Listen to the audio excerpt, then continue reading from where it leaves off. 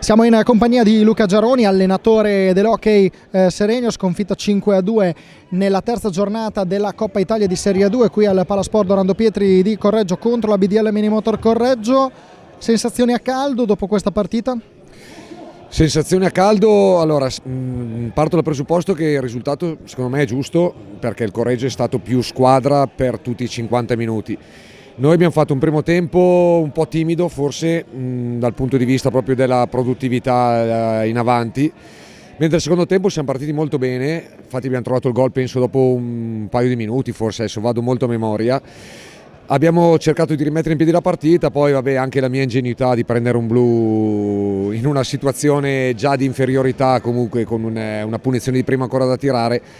Sono stati quei due gol che poi alla fine hanno fatto un po' la differenza, però ecco, sono comunque soddisfatto della prova della mia squadra, c'è da migliorare tanto, però bene o male nel secondo tempo quantomeno ho visto una bella reazione di carattere.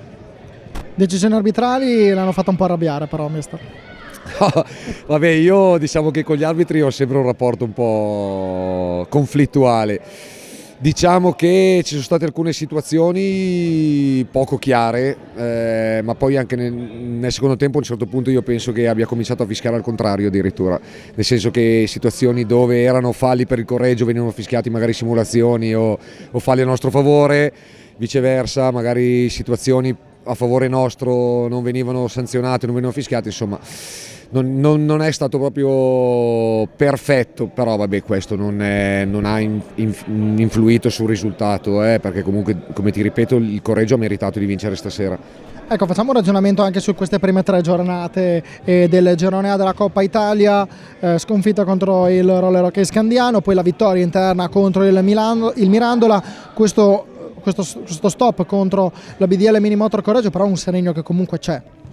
Sì, noi stiamo crescendo, già rispetto alla prima partita di Scandiano siamo migliorati sotto alcuni punti di vista, su altri dobbiamo ancora lavorare tanto, però vabbè, il nostro obiettivo, come abbiamo sempre detto, è quello di arrivare pronti per il campionato, per cercare di fare un campionato un po' più tranquillo rispetto a quello dell'anno scorso. Sappiamo che ci sono squadre ben più attrezzate che sicuramente puntano alle prime posizioni, fra cui io penso anche il Correggio, anzi sicuramente il Correggio sarà una delle squadre che viaggerà nelle prime posizioni. Quindi per noi la Coppa Italia diciamo che è un percorso che stiamo facendo per arrivare pronti al campionato. Vero è che comunque dà fastidio perdere, perché comunque quando si gioca con in palio 3 punti non si gioca mai così alla leggera. Avremmo preferito ovviamente avere un'altra classifica, però vabbè, adesso la situazione è questa, la pista in queste 3 partite ha detto questo, quindi niente, dobbiamo ricominciare a lavorare già da domani sera e correggere gli errori che abbiamo fatto anche oggi e lavorare sulle cose buone che invece abbiamo fatto. Grazie a mister Luca Giaroni, in bocca al lupo per il proseguimento della stagione. Grazie a voi, buonasera a tutti, grazie mille, ciao.